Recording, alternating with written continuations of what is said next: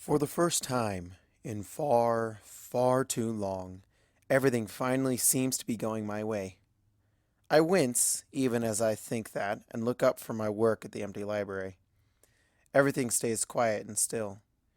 Usually, when I tempt fate by thinking that kind of thing, it means something awful is about to happen. But not this time. Just me and a few shafts of late afternoon light coming in through the upstairs window. A few strains of bird song drift in as well, and all is right with the world. I'm trying to put the last couple of touches on the ritual we'll be using to patch up the time stream, but my mind keeps drifting back to last night on the lake. I still can't quite believe I did that, or that it worked. Everything that came after that was, what's the best word for it? Amazing? Phenomenal? If this keeps up, I'm going to need a bigger thesaurus. There's a knock on the door. I wonder when ponies will catch on to the fact that during the day, they don't actually have to knock. I live in a public building. It's an interesting phenomenon. I can always tell when ponies are here to see me rather than come back check out books by whether or not they knock on the door before they come in. While I'm pondering whether or not the pony mind is capable of fully grasping the same building exists as both my home and a book respiratory simultaneously, I'll call out for whoever's there to come in. The door opens, and it's the very mare who was on my mind already. Azalea walks in and comes over to give me a peck on the cheek. "Hey, you," she says. "I was just thinking about you," I say, feeling my mouth stretch into an involuntary goofy grin. "Good things, I promise." "I wanted to come see what you were up to. Don't let me distract you from what you're working on. I'll just grab a book and cuddle up in a corner to read until you're finished," she says. "Anything particular in mind?" I ask. She looks over the shelves of books along the wall, stocked with a wealth of options. "What do you think I'd like?" she asks. My heart leaps. I love it when ponies ask me to recommend a new book to them. Not only do I get to share something I've enjoyed and talk about it with them later, it's a great way to prove how well I know some pony. Picking out the right book for my mare friend should be a breeze, right? Let's see. She must have told me what her favorite genre or author is, right? I don't think she ever did. We haven't really had any normal chats about books since the first date. I was always so wrapped up in this work. Then, with everything that happened in the other timeline and our fight, I never got the chance to ask her. But I must know enough about her to guess. I know that she. I know she. I mean, I know she's important to me and that I really like her, and it feels good to be with her. But now I'm looking into her patient eyes and I realize I really don't know all that much about what's going on behind them. "A mystery," I say, half to myself. "Ooh, I haven't read a good mystery in a while. Which one?" she asks, with a grin of her own, and turns towards the shelves. I watch her look, and while that's one question answered about what she likes, it's replaced by a few dozen new ones. I gather enough of my senses to levitate a compilation of stories from a nearby shelf. A safe choice. "How about some Shetland Homes? I really liked The Speckled Harness myself," I say, and pass the book over to her. She takes it from me, and true to her word, curls right up in a sunbeam and flips it open, leaving me with my equations and my thoughts. I know she doesn't mean to be a distraction, but as I try to get my mind back to the spell, I find my attention keeps slipping back to Azalea. I look over at her, trying to deduce what I can from what I do know. "You sure weren't this lost for words when you told me you loved me. You love me? You don't even know me." My words, that hurtful little barb that I flung at her the other day when I was so angry at her. Was that really just a few days back? It feels like it was at least 2 weeks ago. The reason I knew it would hurt, though, is that there was a little bit of truth under there. Did I go and make exactly the same mistake? Take a picture, Twilight. It'll last longer. I'll even pose if you'd like, Says Azalea, with a playful little grin. I realize that I've just been caught staring at her while I was thinking. I sigh and push my papers across the table. Can we talk for a minute? I ask. Her smile falls away. I know that I'm going to have to be very careful with what I say next. It's nothing bad. I just realized that I don't know that much about you. I feel like I'm doing this whole relationship thing completely out of order, I say. Azalea raises a wing, an unspoken invitation that I accept. I trot over to her and lay down, letting her drape it over me. What do you want to know? She asks. Can we just start with everything and kind of build from there? I ask. Where to begin? Azalea laughs. Sure. First off, I'm not a Ponyville native either. I grew up in Trottingham, She says. What was your family like? I ask. She smiles again. Well, I didn't have a princess for a full sitter, I can tell you that. She says. It dawns on me just how much of my life is in the public record for any pony who's curious to see. I know Azalea meant well, but the little comments like that really drive home just how exposed my past is. Luckily, I have this soft and downy wing to hide under here in the present, and hopefully the future too. I'm actually the only Pegasus in my family. My parents and my little brother are all earth ponies. Flower growing sort of runs in our blood. I started working in the greenhouse and in their shop as soon as I was old enough, She says. I nod. Makes sense. Plant growing talents usually run in earth pony families. No wonder she gets along so well with Applejack. How did you end up at Ponyville then? I ask. I came here after I graduated from school. Growing flowers isn't exactly lucrative, although we've always made enough to get by pretty comfortably. My parents insisted that even if I was just going to take over the family business, I needed to get an education too. Still, if it weren't for the baseball scholarship, I'm not sure they could have afforded to send me. For sure the loans would have been worse, She says. I didn't know you played baseball, I say, looking over at her. I make a mental note to show her home run later on. Well, played anyway, She says. Shortstop. Nothing like a pair of wings when you need to make a diving catch. I majored in floriculture with an economics minor. Mom and Dad were nowhere near ready to retire and hand over the shop when I finished, so I thought I'd strike out on my own. Maybe open up my own shop someday.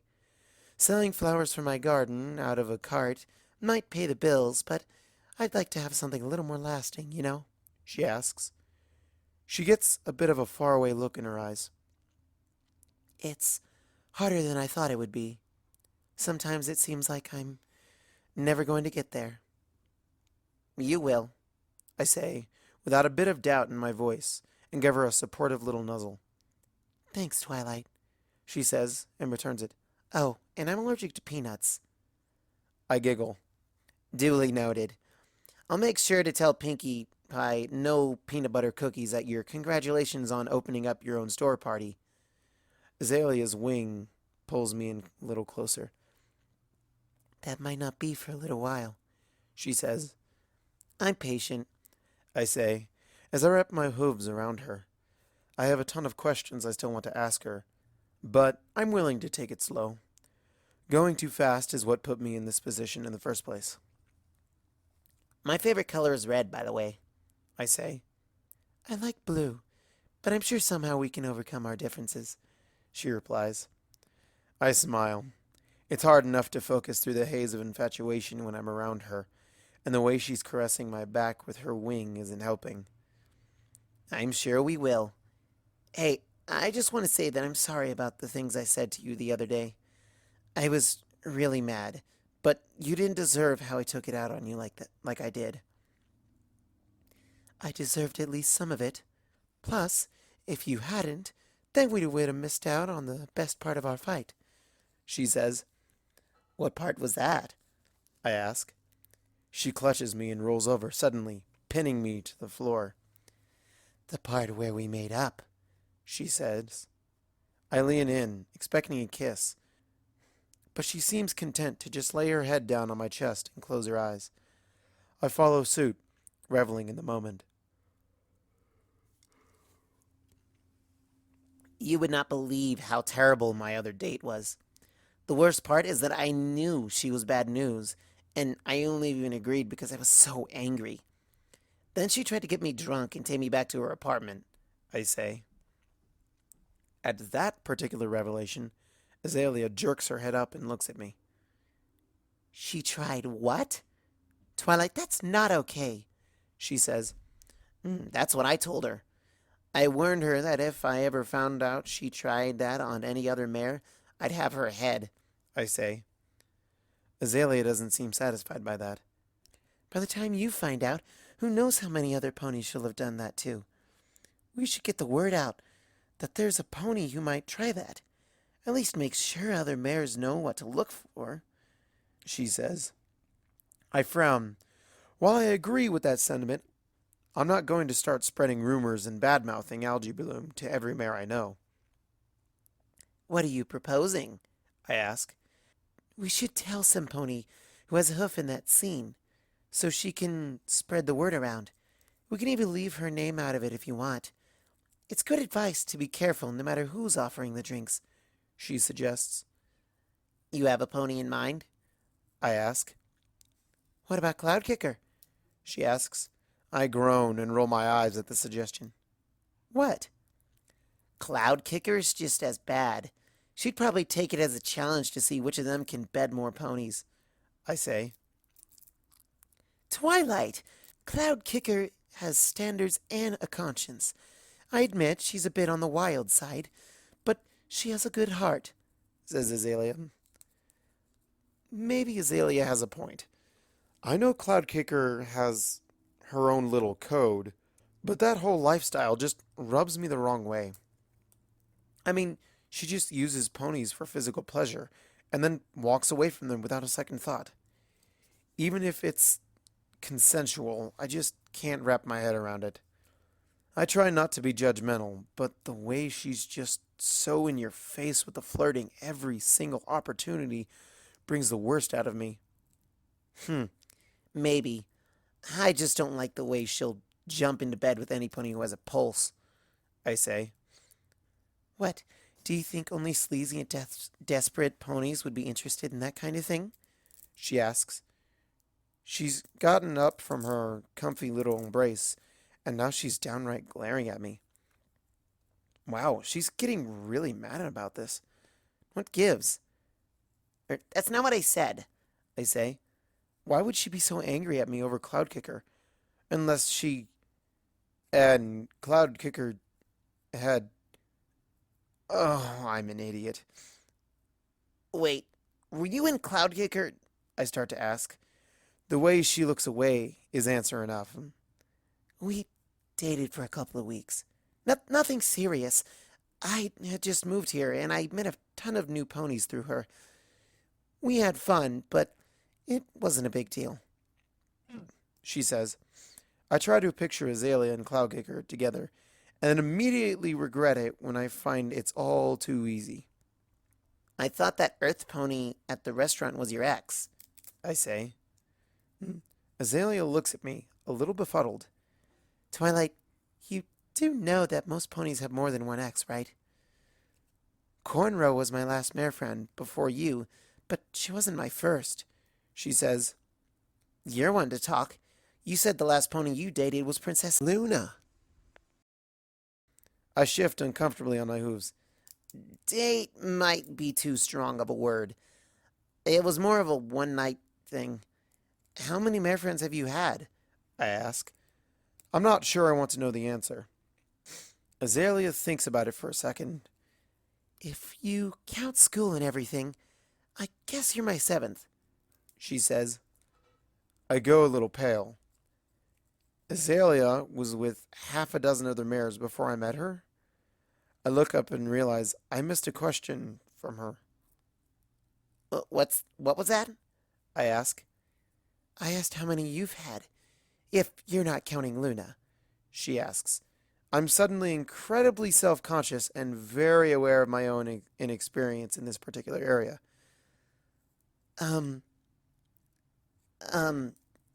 Including you? I ask, stalling. Sure, she says. 1, I say, and hang my head, grimacing and waiting to see how she'll react. Wait, are you saying that this is the first romantic relationship you've ever been in? She asks, incredulous. I nod. Sorry, I say. I'm not sure what I'm supposed to be apologizing for, but it feels right in the moment. She takes a moment to process that. Does the fact that I've been with other ponies before you, and you haven't, make you uncomfortable? She asks. The awful thing is that it does. It's petty and jealous and ugly and irrational for me to imagine she just sprung into existence from nothing that night I met her. I'm the weird one for neglecting something so important for so long, even if there were certain things it took me longer than it should have to accept about myself. Azalea, I don't know how to answer that question without making you hate me, I say, as the first teardrops start to hit the floor. She's going to walk away again, I just know it. She's going to figure out that I don't really know what I'm doing, or she'll start comparing me to those other ponies, and I won't be good enough, and she'll leave me again, and instead, she just wraps me in a hug. Twilight, I'm not going to hate you for being honest with me. I really care about you, and I want us to work. You don't want to break up just because I've had other mare friends, right? She asks. I shake my head. I didn't think so. We'll muddle through somehow. Now come on, cheer up. Fight's over, she says. I tilt my head. That was a fight? I ask with a sniffle. She smiles and pushes my mane out of my face with a gentle touch. Well, maybe just a little one. Not every disagreement has to end with a big blow-up and one of us storming away. Did you think everything was always going to swing between perfect and terrible all the time? Sort of. I mean, that's how it usually happens in stories and stuff, I say. I feel like a naive little fool even as I say it. Well, welcome to real life. It's a lot messier and a lot more confusing, she says with a little squeeze. So I'm noticing, I grumble. We hold one another for a moment, until we're interrupted when a burst of fire and red sparks erupts above our head. By the time we can pull apart, it's gone as quickly as it came, and there's a letter hanging in the air for a moment before it falls to the table. So that's how it feels to receive a letter sent by Phoenix Fire. I open up the note to see what Starswirl has to say. Twilight, I hope everything's going well on your end, and you're making progress in the ritual. I frown and look over at the pages of half-completed notes that I've been neglecting. I've been working on my part, but the real reason I'm writing is that I've been getting sidetracked by the element of magic. I could spend years trying to figure this thing out, and I suspect that I probably will if I'm bringing it back to the past with me when I leave. Back then, the elements only existed in a more abstract sense. We knew they were there and permeated the entirety of Equestria, and in a pinch the princesses could call them up, but to actually hold their physical representation, or vessel, or whatever this crown is in my hooves, is a little overwhelming. I was reading one of your old friendship reports, the one about the sonic rain boom that connected the 6 of you when you got your cutie marks. It certainly seems like an unlikely coincidence. Given what I know about the elements and how they rewrite the destinies of their users and their targets, I'm inclined to wonder if it was a coincidence at all. Maybe using the elements against Nightmare Moon retroactively ensured that the bond would be created all those years before. That sounds like a pretty crazy theory, but I can just tell that there's something more going on. You've gone on at length about the connections between friendship and magic. Kudos on that, by the way. Brilliant stuff in some of those reports. And if the rain boom wasn't a coincidence, then it would suggest a similar connection between destiny and friendship. It doesn't seem like that much of a stretch to believe magic and destiny are intertwined somehow as well. Anyway, the upshot of all this is that it'll be a few more days before I'm ready for you girls to come to Canterlot and put this thing to rest.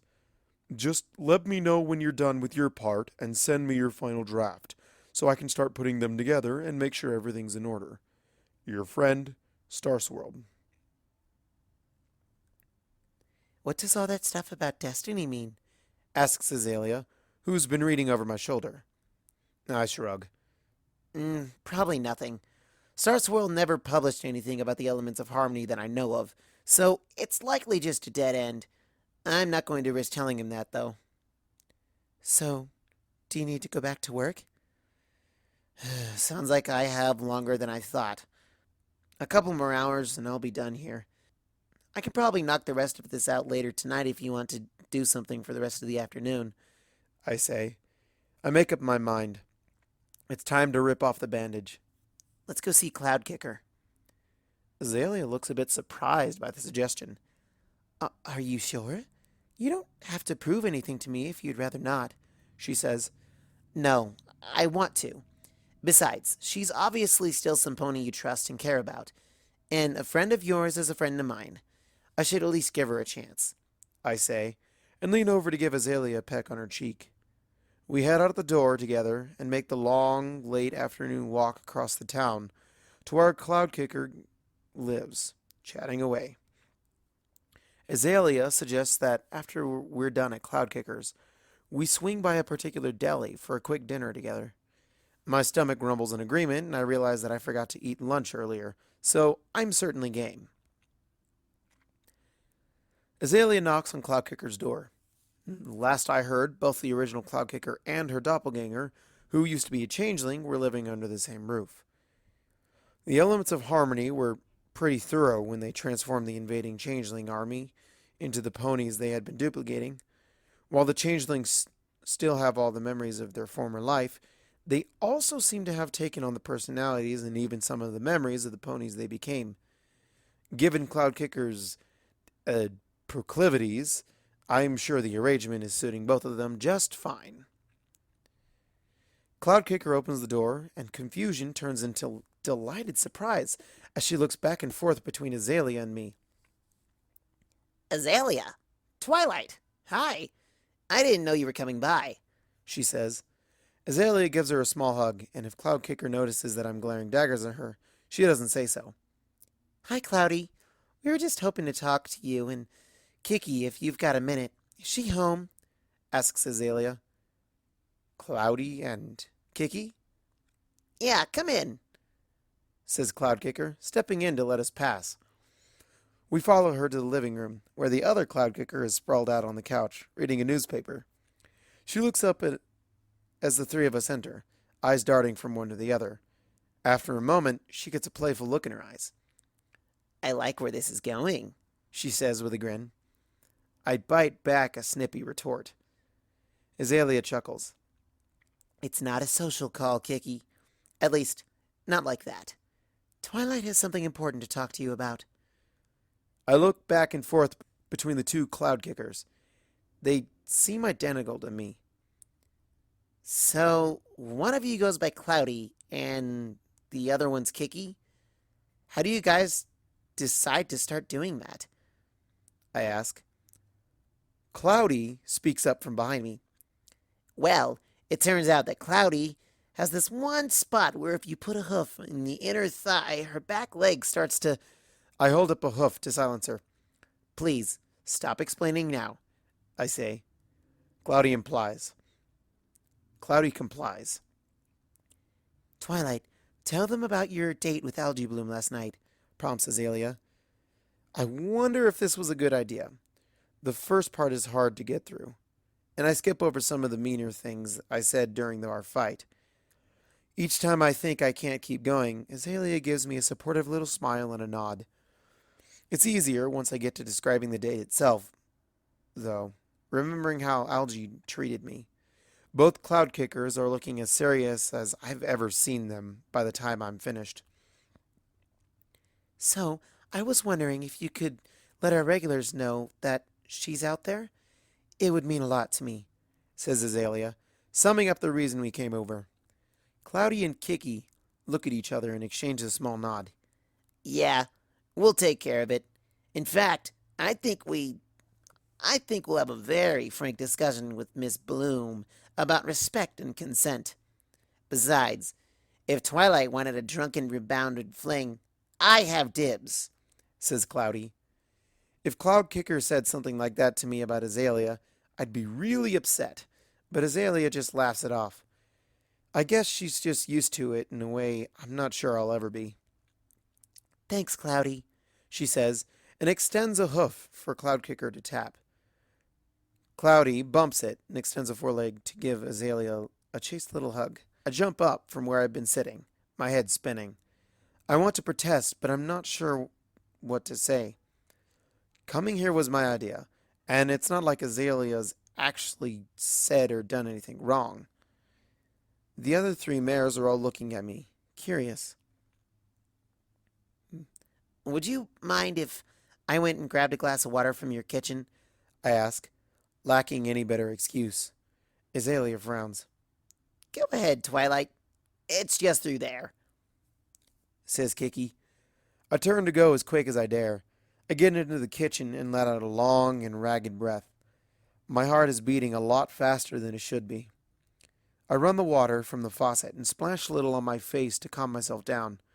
Then pour a glass of it and take a long sip. Pour me one too, would you? Asks Cloud Kicker's voice from behind me. One of them must have followed me from the living room.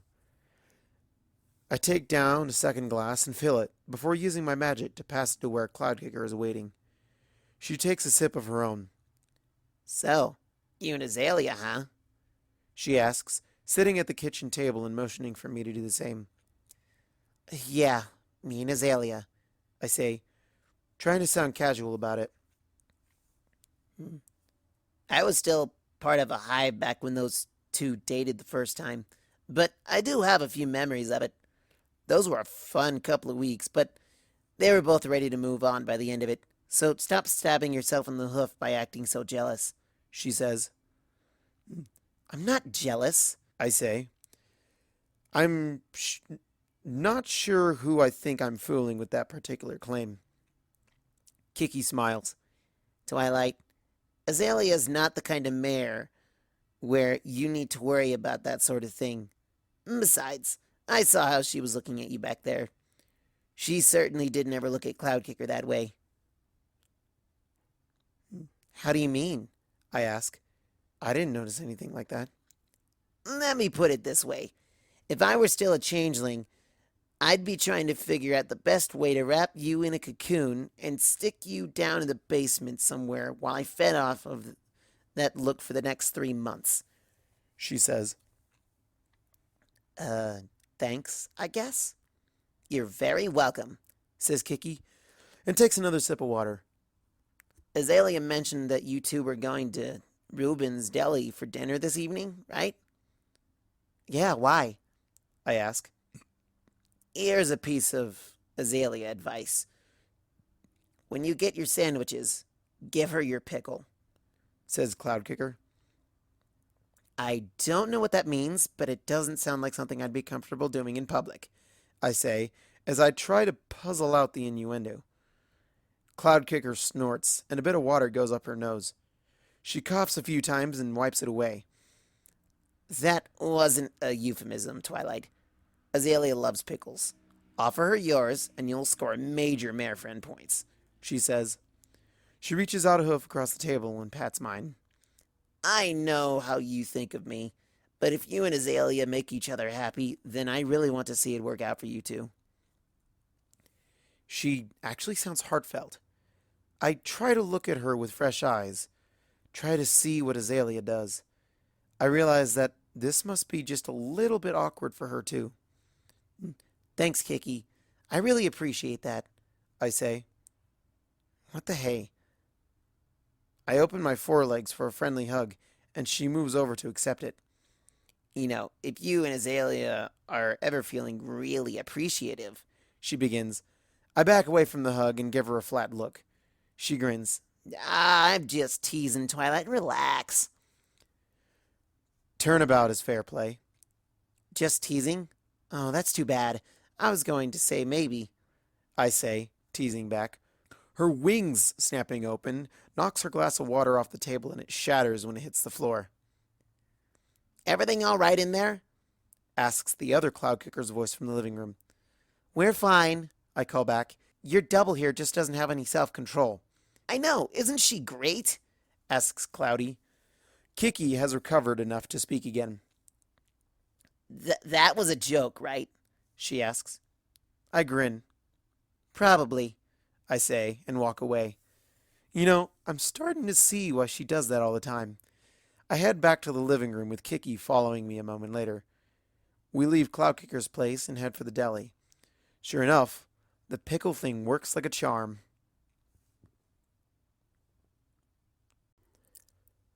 Finally, the ritual is done. Every fact and figure I needed to decipher is obliterated in one last caffeine-fueled marathon of a study session. The sun is just peeking over the horizon as I dot the last square root of -1 and cross the final label on the time axis of a graph. I let out a sigh and my quill falls to one side as I massage my temples and reach for the coffee pot I've been drinking straight from for the last 4 hours, only to find it's somehow already empty. That would explain the double vision. I think a walk through town to clear my head a little is in order. I still need to double check these numbers before I send them off, and if I swapped a sine for a cosine somewhere in there, Star Swirl won't ever let me hear the end of it. Besides, I'm rarely awake to see the town this early. I might see a side of it I don't know very well. I walk out the door and wander the empty streets of Ponyville, letting my hooves take me where they may. There's no sign of activity on the misty streets. That'll burn off soon enough. Tomorrow's supposed to be a scorcher, but for now, the air is damp and cool. I pass by Sugar Cube Corner, which hasn't opened yet, but there's already smoke rising from the chimney. I've never thought about how early they must get up to have fresh bread ready by the middle of morning. See? I already learned something new today, and it's barely 5 in the morning. I stop and breathe deeply, just taking in the smell of a new day, full of promise and potential. I glance over to the park, and I bet there's a great view of the sunrise from the nearby hillside. I track through the dew-laden grass and settle down on the eastward-facing slope. I don't even care about the chilly water soaking into my coat. Watching the sun rise as the world around me starts to come to life gives me this sense of something.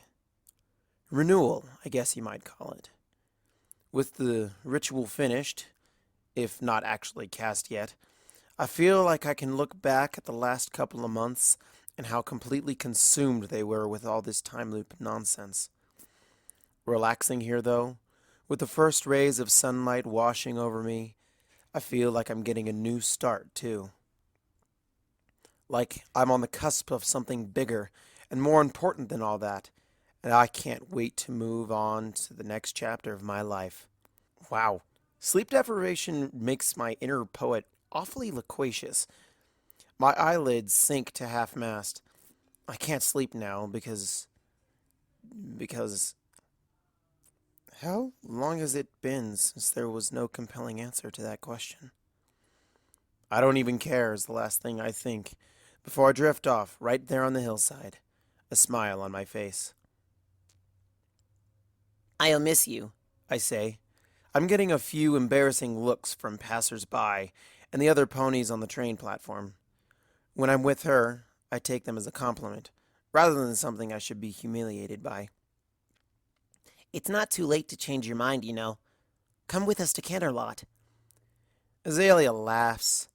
How many times do I have to say maybe next time before you stop asking? She asks. You could come meet the princesses, though. You'd really like them, and I bet they'd like you too. You don't have to worry about it, I say. Twilight, if you put me in the room with the princesses, I'd be meeting your mentor, your last mare friend, and 2 rulers of Equestria all at the same moment. I'd be an idiot not to be a little worried at that prospect, she says. Go and be amazing with your friends. I'll be waiting right here for you when you're back. Come on, Twilight. Train will be leaving any second, says Applejack. I guess I've stalled long enough. Try not to miss me too much, my little ground wire, I say, as I lean in for one last hug. You neither, my little water walker, she says and returns it. Now get going. I jump on the train right as it starts to pull away from the station and wave goodbye to her until she's out of sight. I turn around to see 5 grinning faces watching me from further inside the car. What? I ask, even as their grin spreads to me. Nothing, insists Rarity, although her grin doesn't fade. We're just happy that you're happy. Now, come, we've saved you a seat. We trot further into the empty train car and settle in for the ride. Pinky slides into the seat next to me. So, she says, suggestive, start talking. Tell us all about you and Azalea. I want to hear about the hugging and the smooching and what you two talk about and what she had for breakfast yesterday and... No! Cries Rainbow Dash. The 5 of us look at her. I guess that's one way to bring a conversation to a screeching halt. 3 days, Twilight. These 4 have wanted to talk about you and Azalea and nothing else for 3 freaking days. I can't take it for the entire train ride, too. She's cool, right? And you two are happy together. 'Cause that's all we actually need to know. Yes, Dash. Everything's great. I guess I have been a little sidetracked the last couple of days. I'll try to make more time for you girls when we get back, I say. I hope I haven't been neglecting them. I certainly didn't mean to. It's fine, dear. It's perfectly natural for a new couple to spend a lot of time together. Even more so because she's your first. Some ponies just don't appreciate a romance, says Rarity, with a glare at Rainbow Dash, before she turns back to me. But you do. That scene on the lake sounds like it was absolutely divine. I wish I'd seen it myself. I frown. Did Azalea tell you about that? I ask. I know I didn't. A little bird told me, and I didn't know you didn't want me to say anything. A blue jay, actually, says Fluttershy. Did it really happen that way? Not that I'm calling my little friend a liar, of course, but I did wonder if he was exaggerating just an eensy bit. He was saying some things about a weather vane that I don't really think are physically possible. You know, Rainbow Dash is right, I say. Dash, what did you want to talk about? How awesome is it going to be to save the world again? Do you think the princess will let us design the stained glass window? Or do you think we'll be able to get another medal? She asks. I roll my eyes and look out the window at the passing countryside. I don't think it's all really that kind of world-saving, Dash, says Applejack. Besides, Twilight did all the work. Why would they put us on there? Hey, I helped. I was there for, moral support and stuff. Besides, I'm too awesome not to be on the window. What else are you going to put on there? A bunch of math problems? We're going to punch it up a little, so if ponies ask us about it, we don't just say, oh, Twilight did her homework really hard and saved all of time. I mean, who's going to be all impressed by that? Don't jinx it, Rainbow. I want to cast the spell and be done with this before we start celebrating, I say, I'm completely confident that the spell will work just fine, but I've been wrong about that kind of thing before. Besides, what about Starsworld? He can't even tell anypony back in the past what he did to help, or it might cause a paradox. I know we told Celestia a few things. I remind myself to ask her about that once the summoning spell's been dismissed and the loop is closed. Wow, that's rough, says Pinky. We'll just have to remember how much he helped even better to make up for it. About Starswell, he does seem like a gentle colt, and I stand by what I said about being his friend, but if I'm being honest, I don't think of him the way I think of all you, says Rarity, as she runs a hoof absent-mindedly over her mane, smoothing a few hairs jostled out of place by the vibrations of the train under us. I hope it's enough to, well, count. I nod. I thought about that too. We don't need the full power of the elements for the spell. In fact, it's safer not to use them at their maximum capacity. It should be enough. Is that how they work? Asks Fluttershy.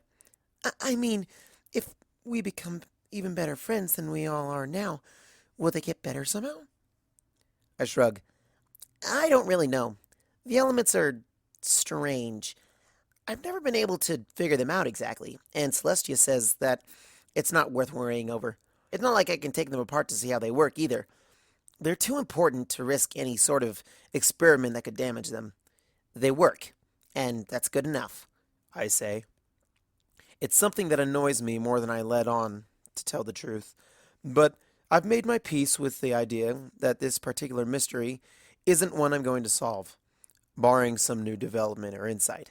Rainbow Dash launches into a suggestion that her element runs on awesome, but I'm only half paying attention. I think back to Starsworld's letter from the other day. He really sounded like he was going to put some effort in figuring out the elements. Why wouldn't he have recorded any of his results? It's a shame I can't risk a paradox by asking him to write a book he never wrote. Unless, what if I asked him to hide the book? Or even just his notes, somewhere no pony would find them. Then, after I send him back, I could go retrieve them and see what he found out. And there would be no chance of the information leaking back into the past. Twilight, asked Pinky. why are you wearing your I just had a super smart idea face? I'll tell you later. Right now, I want to hear all about what I missed over the last few days when I didn't see you. The girls all start to talk at once about what they've been up to. I have a lot of catching up to do. Oh, damn it. I have a lot to catch up on, and the rest of the train ride is spent sharing the news of their lives with me. There's a chariot waiting for us at the train station to take us straight up to the palace. Well, I could certainly get used to this sort of treatment, says Rarity. All of our adventures should be this refined and debonair. The guards pulling the chariot drop us off and tell us we're expected in one of the labs in the East Wing. We trot through the halls and I spot Princess Celestia down one of the side corridors, speaking with several other ponies who are scribbling down notes about whatever the conversation is about. I catch her eye and we wave to one another, but then she turns back to her discussion. I guess she trusts me to handle this ritual myself.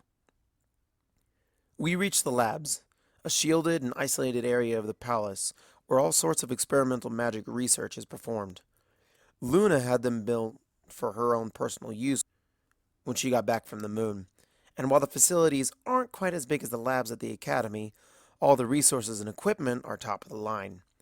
I knock on the door and hear Starswirl call out from the other side. Come in! I open the door and the six of us step inside. The lab is completely turned upside down since I last saw it, with open books scattered everywhere and pages of notes stuck to every available surface. There even look to be some stuck up on the ceiling. The only exception is the absolutely pristine ring in the center of the room that's inscribed with all sorts of intricate little details and runes. It's clearly expert level work, and I trace over with my eyes, trying to make out which parts I worked on and where his work begins. Star Swirl pops out from behind some shelves, levitating a small inkwell and looking a little manic. Oh, girls, it's you. Is it Sunday already? Here, let me walk you through the ritual, and you can help me with the last few bits, he says.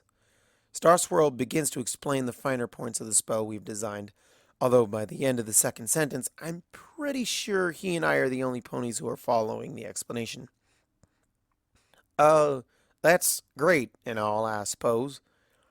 Think it might be better if you just tell us where to stand and when to use the elements, though, says Applejack. Oh, right. Well, I still want Twilight to look over everything with a fresh set of eyes, and then we can get going.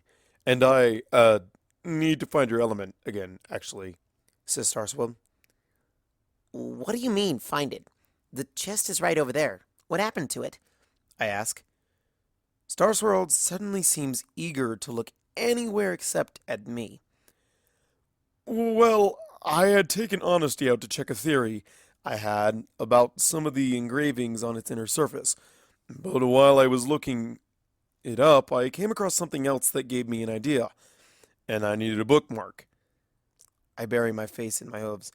I reshelved a bunch of books after that, and I'm not exactly 100% sure which one I left the element in. Don't worry, I've narrowed it down to a couple dozen. Girls, why don't you all go take a walk through the palace? If you give me an hour to examine this and for Star Swirl to find the artifact of incredible power that he thought would make a good bookmark, then we'll get started, I say. Rainbow Dash nods, and the others turn to go explore for a little while. There's no reason for them to stick around here. Plus, I have an ulterior motive, too. You want help looking through all the books, or can I get started? I ask. Nah, go ahead. Just let me know if you have any questions, He says, and disappears back into the shelves. I start to look over Star Swirl's work, but a part of my mind is on formulating a question that'll sound casual. So, find anything interesting about the elements? Your letter was kind of vague about them. I say. Oh yeah, tons. Like I said though, it'll take years before I can draw any conclusions that aren't just wild guesses. I'm glad to be taking magic back with me, Says his voice from somewhere out of sight. Would you do me a favor? Once you've studied them for a while, could you put a copy of your notes somewhere I'd be able to find them after you leave? I ask. Star Swirl leans out to look at me, frowning. I figured if I found anything really important, I'd publish it. He says. Oh, well, it's not the same as having the original notes, you know? I say, hoping he'll buy it. If you'd rather not, that's fine. He narrows his eyes and looks at me for a long moment, but finally shrugs. Sure. I know just the spot where no pony will find them. Where are your quarters here in the palace? Any chance they're in the loft of the North Tower? He asks. Yeah, how'd you know? I thought that Celestia might have put you in my old room, both of us being her student and all. Did you ever find the hidden cubby in the southwest corner I put in? There's a hidden cubby? I ask. Ha! I knew that illusion spell would hold. It's the third row of stone up from the floor, about 4 steps from the column towards the door. I used to hide stuff in there all the time. Poke around, and now that you know it's there, it shouldn't be hard for you to spot. I'll make sure there's a decent stasis spell over it, too, so the pages don't crumble to dust the instant you touch them, He says. He sits on the floor and sighs. Time travel gets so frustrating sometimes. Now I know that decades worth of work are sitting in that cubby right now, and I can't just go up and read them. Twilight, will you promise me that you'll put them to good use? I know that there's something you aren't telling me about my research, and I know you probably have a good reason, but this stuff is important. I can just feel it. If there's any pony who I'd trust to continue whatever I start, it's you. Star Swirl looks at me with a completely earnest smile, which after a moment morphs into a more puckish grin. Unless I meet some pony smarter than you in the past, then I'll just give my notes to them. The book I chuck at him in response barely misses his head, just as planned. It does, however, knock down another book from the shelf it hits, which falls open and drops the element of honesty onto the floor. Hey, there it is. I say, and levitate it over to join the others in the chest. And yes, I promise. Whatever's in those notes, I'll look into it. Thanks. He says. A moment passes, and he walks over to the circle to talk shop again and go over his work. I poke and prod at every possible objection or flaw I can think of with the spell until I'm absolutely certain that it's sound, and the others have returned from whatever they wandered off to. All right, let's get this timey fixie magic thingamajig started, said his Pinky, digging out the element of laughter and fastening it around her neck. The others did the same, and SoL takes out the crown that's attuned to him, while I move into position on the other side of the circle. I cast a few quick little protection spells, and even a good luck spell on myself, a spell that I've never been able to empirically verify as having any actual effect or probability. It's just a little charm that Celestia used to tell me brought good luck to little fillies who were worried about upcoming tests. But it always makes me feel a bit more competent, and at this moment I'll take whatever edge I can get. SoL is explaining to the others what he'll need them to do, but I'm running through the steps of the ritual that I prepared and memorized over and over again.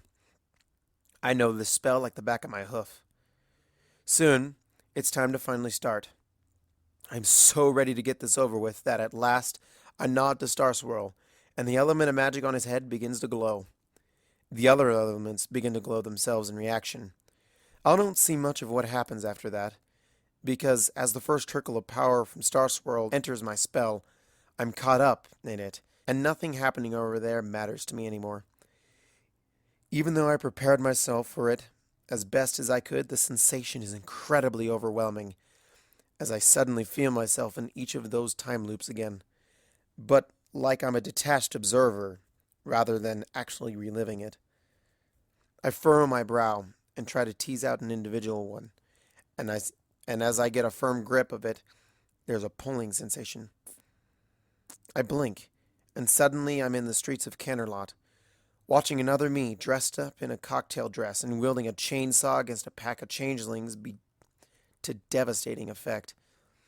I think I remember this loop. If I'm right, there's going to be a changeling coming out from...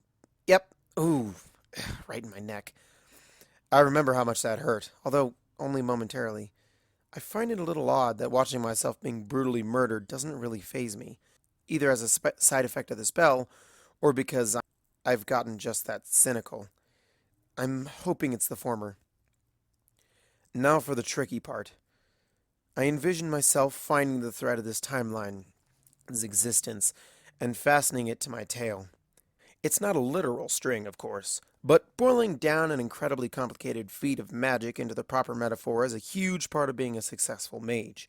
On the other hoof, choosing the wrong one can cause the spell to go catastrophically wrong in all sorts of fantastic ways. I step back out of the loop, and once more, I'm a part of every one of the loops I lived through simultaneously. The pressure on my mind has lessened just slightly with the one loop I just came from no longer diverting my attention. In theory, the hardest part's over, and the pressure will only diminish from here. But fatigue will eventually start to become a concern, so no excuse for dawdling. I jump to the next loop, and I see myself standing in the middle of the street, watching the wall of horribly shiny death rushing towards me. This could be any one of the dozens of times the clock ran out and the elements went haywire. Even though I'm intangible, I still take a step back from it. It burns the other me up in an instant, and it still keeps coming. I wince as it washes over me, and even though I don't, strictly speaking, exist here, I can still feel a tingle as it passes through me. Then, I'm somewhere I never expected to find myself. The other side of the wall. I don't know if there's simply no gravity here, or if that has something to do with the spell I'm using, but I find myself floating in a bright, white void. All I can sense is the power of the wall, most intense directly behind me, but its presence is omnidirectional. I'm right by the edge of an ever-expanding sphere of light and fire. It hadn't occurred to me that the explosion would cut down into the earth as easily as it cut through everything else, but I suppose it makes sense. So, this is what was left. All those times that I failed. A whole universe just gone. All the more reason to study the elements of harmony, I suppose, and figure out a way to keep this from ever happening again. I take up this timeline and attach it to myself before jumping to the next one. And then the one after that. And then the one after that. I get a good rhythm going, and before long I'm scooping up timelines left and right. Most are pretty mundane, insofar as seeing yourself repeatedly dismembered can ever really be considered mundane, but some of the timelines do stick out. Some are hard to take for reasons that have nothing to do with the violence. Seeing Celestia return to a besieged Canterlot right after losing Luna to the Changelings, and discovering my broken body at the base of the tower is probably going to haunt me for a while. And some are actually a little uplifting, if embarrassing, to watch. That's the face I was making while I was banging Luna? Dragging myself from one to another is starting to take its toll, though, and I don't have time to linger in many of them. I can't tell if I've been inside the spell for seconds or hours, but eventually I have all the possibilities rounded up and attached to me. Now for the last step.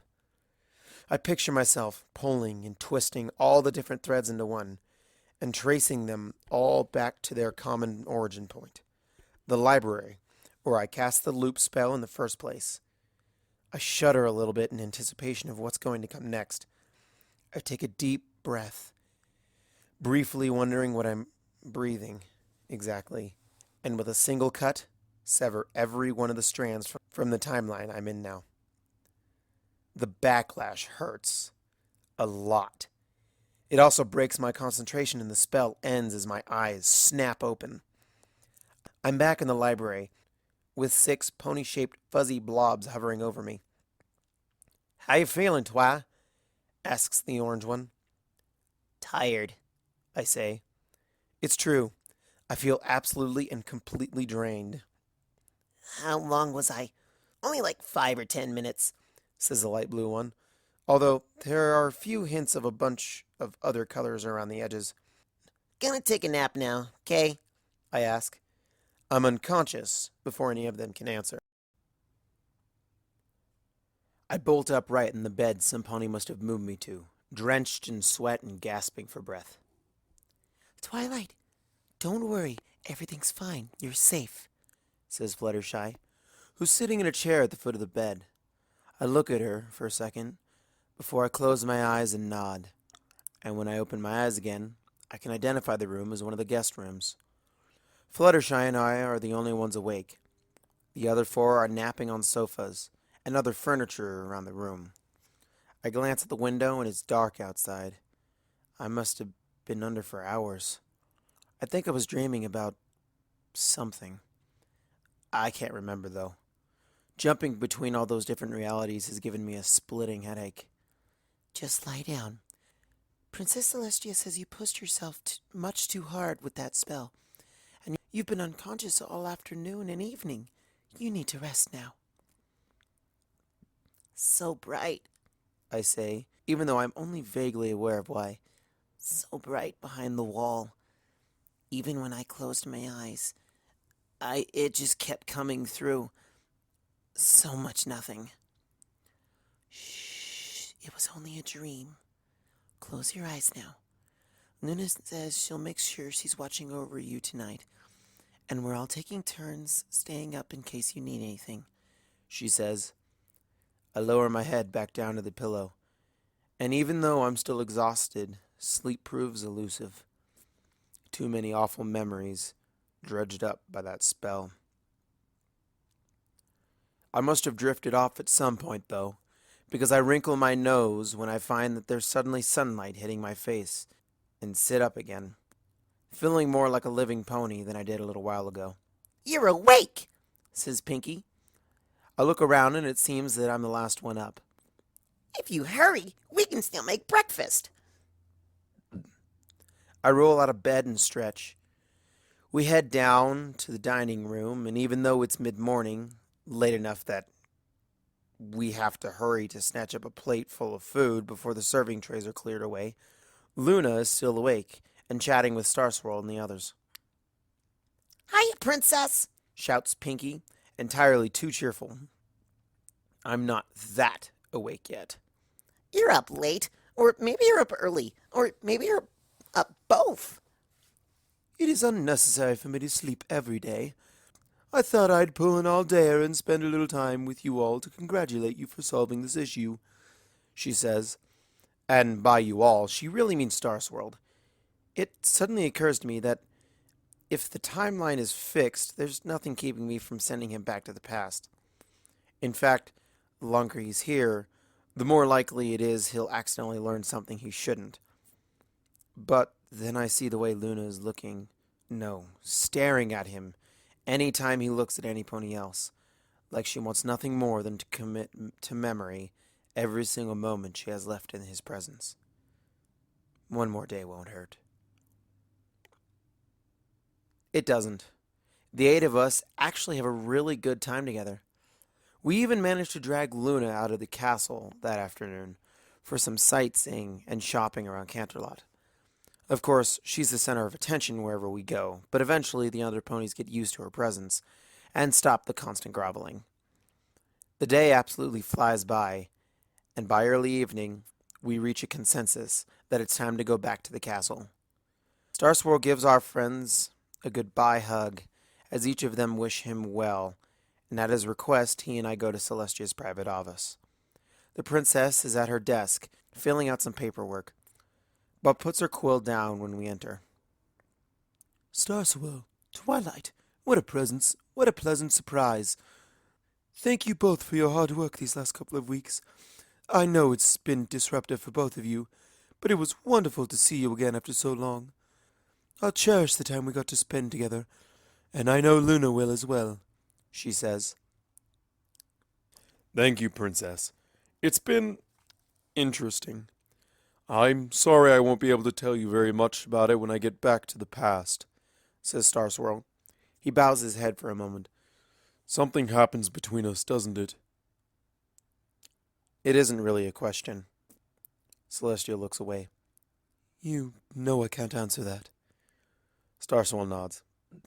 I do, and I don't know what it will be, but... He walks over to Celestia and gives her a hug. You're a great mentor. Whatever I end up saying to you or doing, I just want you to know that I'll always be grateful for what you gave me. Starswirl, says Celestia. She looks like there are about 50 different things she wants to say, but can't. Instead, she just hugs him back. You are welcome. And I was proud of you. Even after what happened, I was always proud to have been your teacher. Twilight and I talked about it, and she's going to send me back tonight. But before I go, I want to be with Luna one more time when she raises the moon, he says. Then you better not dawdle here much longer. I hate long goodbyes anyway. Goodbye, Celestia. Try not to screw up Twilight however it is you screwed up me, he says. Celestia laughs. Oh, I doubt I could, even if I tried. I'm sure when I mess up with her, it'll be in new and exciting ways, she says, as she looks over at me with a wink. She glances at the clock on her desk. Now go. Luna should be getting ready to raise the moon out in the usual spot any minute. Starswirl reluctantly backs away from her and walks out of the office. I turn to go with him, but Celestia's voice stops me. Twilight? Yes, princess? I know he wasn't who you meant to summon, and he probably wasn't the easiest to work with. But thank you for giving me this chance, she says. You're welcome, princess. I should... Of course. Go ahead. I trot out after Starsworld, catching up to him before he reaches the balcony Luna uses to set the night sky. When we walk out into it, she's already there and looks surprised to see us. I half expected that you would have gone already, Starswell. It might have been easier in some ways, she says. And miss seeing the best show in Canterlot one more time? You've learned a few new tricks these last 16 centuries. I hoped you'd indulge me once more, says Starswell. Luna smiles. Of course, my love. She takes a deep breath, and her horn flares to life, just as the sun dips below the horizon. The first stars start to appear in the heavens as the moon gradually makes its way up to join them. Maybe it's my imagination, but it seems larger and brighter than I remember. Luna pours absolutely everything she has into her night. Rippling bands of aurora and an improbable amount of shooting stars dance through the sky as the constellations move into place. Finally, her light fades and she gasps for air. Beautiful, says Starswirl, looking right at her. Stay longer, Starswirl. Another week, or even a day. Don't go back tonight. Do you think this will be any easier tomorrow night? Or next week? Every day I stay here is a day I can't be with you back then.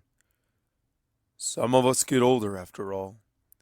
You know, there are other risks too, says Starswirl. These last few weeks, though, I can't. Luna runs out of words and instead darts forward, grabbing Starswirl and pulling him to a long and desperate kiss. It seems to go on longer than should be possible. Maybe it does. Alicorns can go a surprisingly long time without breathing when they choose to. I sort of feel awkward just standing here by the third or fourth minute. Luna's tears start to flow in the final few seconds of the kiss, and it ends in a small sob. I never forgot you. 1,600 years, and I never forgot what we had together. I don't want to say goodbye again. The first time wasn't... Hey, no spoilers, remember? I haven't gotten to live it yet, says Starswirl as he nuzzles her wet cheek. I'm sorry I'm not the way you remember me. You're still perfect. I was just too thick to see it at first. Maybe this is how it has to be. Who knows? Maybe you'll change again into something else entirely a few centuries from now, says Starswirl. Luna looks doubtful of that for some reason. I love you, lunatic. Luna bursts into tears again, squeezing Starswirl against her like she can keep me from sending him back if she holds on tightly enough. Finally, her grasp lessens and Starswirl steps away. Goodbye, she says with a sniffle. Goodbye, Luna. I'll, see you in the past, I guess, says Starswirl. Twilight, I need to grab a few things. Notes I took on what I have to do to make sure the loop stays stable and my element. Just give me a few minutes and I'll be ready. I nod, and he walks back inside. When I'm positive he's out of earshot, I turn to Luna, who hasn't moved. You know he has to go back. Celestia told me about your daughter. Turns out I'm descended from her, actually, I say. Is that right? Asks Luna. I confess I'd stopped keeping track of that sort of thing after the great Grandfools. After he disappeared and Shooting Star died, I found that my interest in the rest of my line was rather diminished. Disappeared? If you don't mind me asking, how exactly did Starswirl pass on? I don't know. He simply left one day on another of his travels and never returned, she says. I didn't know that. I'm sorry, I say. Come to think of it, that would explain why I never read a credible account of his death. You needn't apologize. I'm much too calm and collected to get upset about that. didn't you hear me say how I've changed for the better since those days? She asked. There's an undercurrent of bitter sarcasm to the words. Well, if you don't like it, you can always change back, right? Just start acting the way you did then. And if you feel like you might be losing yourself, come talk to Celestia. Or even one of our friends. It's not that simple. There are external factors involved. My sister and I have discussed this at length and decided the perfect mustn't be the enemy of the good. But what if you just... Twilight, she says, cutting me off with a tone that suggests the matter isn't open for discussion.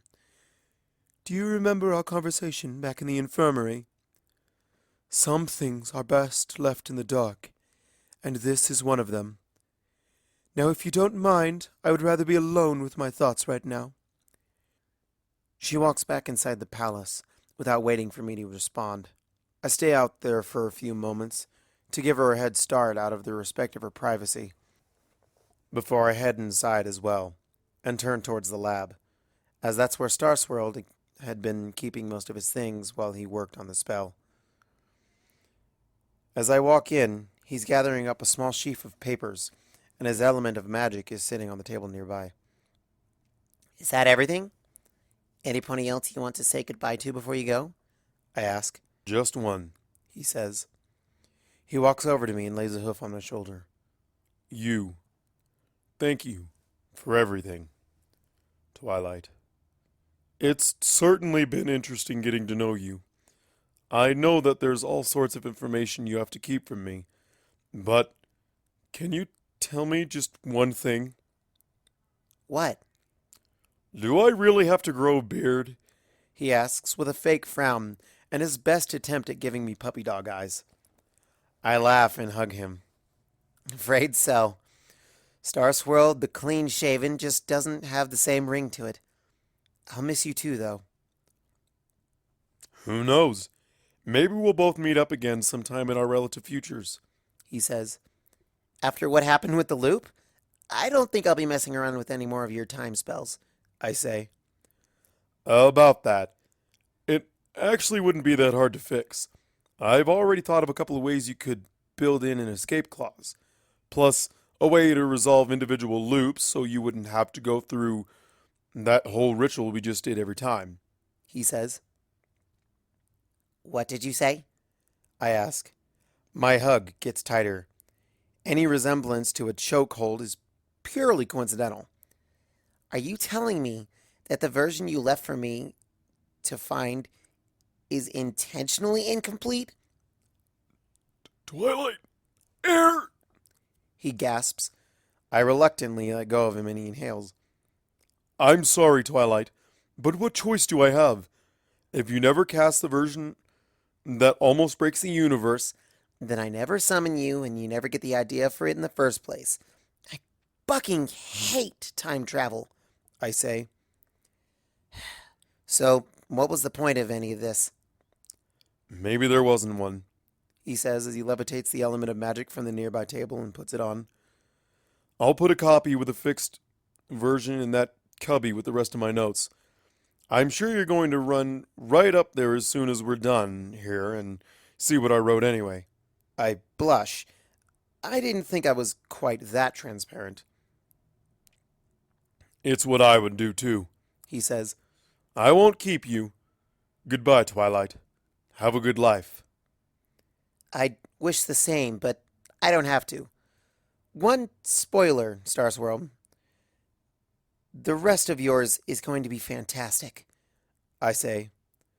Before he can respond, I focus and release the summoning spell that's been keeping him here. I wish I could say that there's some dramatic flash or puff of smoke, but it's a disappointingly anticlimactic pop, and then he's just not there anymore. I pause for a moment while it sinks in that he's really gone. And then in a flash, I teleport back up to my quarters. They're empty, and I have at least an hour before I need to rendezvous with the others for dinner. Plenty of time to investigate that cubby. I examine the area of the wall Starswirl told me about, and sure enough, There are just a few hints of magic. No wonder I missed them until now. They'd blend seamlessly into the background if I didn't know what I was looking for. With a quick dispel, the illusion is removed, and sure enough, there's a tiny latch. Pressing a hoof against it causes the stone to slide open, and a cloud of dust billows out into my face. Waving a hoof to clear it, I reach into the recessed cubby, and I can feel a thick notebook with an envelope on top of it. I pull out the envelope, which has my name written on it in a florid cursive. I tear it open and begin to read. Dear Twilight, you're probably reading this about a minute after you send me back, but for me it's been a bit longer. 20 years longer, give or take. A lot of what happened back then makes a little more sense to me now. I guess it's easier if I just start at the beginning. When I got back to the past, I found myself right where I'd been the moment that I'd left, sitting with Celestia in the library. I told her as little as I could, but one thing I did have to explain was the fancy new crown I brought back. Both princesses found the idea of a physical artifact that could exist as a focus for the elements as intriguing as I did.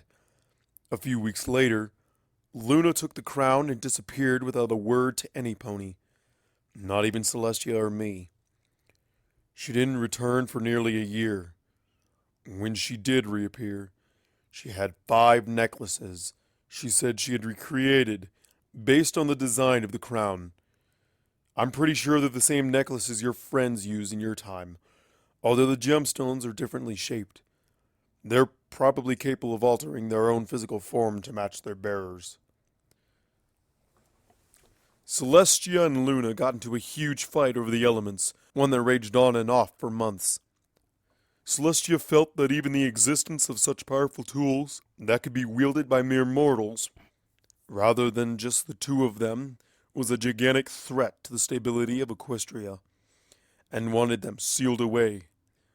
Luna thought that a counter to Celestia's power was necessary in case she were ever removed or incapacitated, and Celestia unchecked became a tyrant. I have spent the last 2 decades appreciating the irony.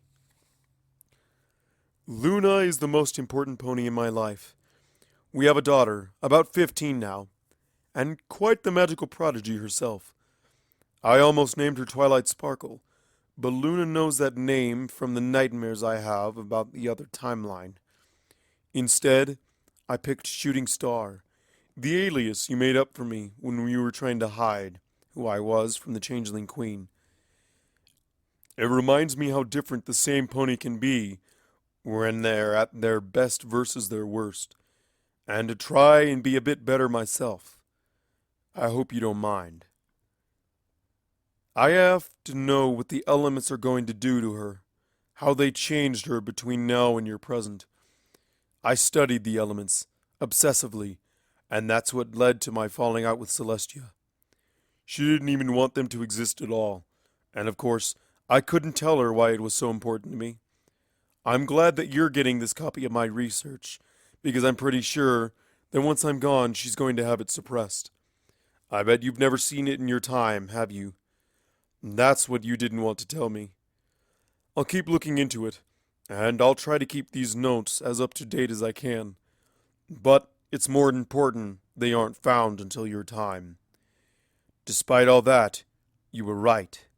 My life has been fantastic. I've seen and done things that no pony else ever has, and helped ponies overcome what should have been insurmountable odds and danger. Still, I never quite managed to find the kinds of friends that you have. I guess I just don't have the knack for it the way you do. Cherish them. Thank you again for everything. Your friend, Starswirl the Beer... Starswirl. I put the letter down, thinking about what I've just learned. It explains a lot. Not everything. I feel there are still a few loose ends and details that I can't quite put my hoof on, but maybe that's just how it'll all have to be. Maybe not everything in life has a satisfactory answer, or at least not one we ever get to learn. The important thing is that this is over, and both of us, 1600 years apart, got our happy ending. That feels like enough of a conclusion all by itself. The dust cloud has settled, and I send a little light into the dark cubby. That's odd. It looks like there's another envelope in there. I pull out the other envelope, and am assailed by the smell of decay and rot. The paper's in good condition, but it's covered in some sticky red-brown splotches. Some of it comes off on my hoof, and I give it an experimental sniff before immediately pulling my face away. That's where the smell is coming from, all right. Is that drying blood? If the cubby was airtight and the stasis spell worked... I rip open the new envelope. It's another letter. This one scrawled in much shakier writing. Twilight, Star Swirled again. Don't have long before I have to get out of this timeline. We were wrong about the elements. They aren't tools, they're users, and we're the instruments. They're intelligent, and they have an agenda. I don't think it's one that's good for pony kind. The alternate timeline with you as a changeling queen isn't the only one they've created. The interference of the time loop spell just kept them from separating cleanly, and it's the first one we could detect. There are so many others. If we can get to them before they're destroyed too. Tried to leave a few hints, but probably wasn't subtle enough, because they're onto me. Remember, madness and death? Check page 247, and don't share this letter with any pony. There are coordinates on the back of this letter with where I'm going next. When you think you're ready to come meet me there. Again, don't show this to any pony, especially not the princesses. If you get this and take it seriously, you'll meet me 10 minutes from now, my time. If you don't, I'll be dead in 15. Hope to see you soon.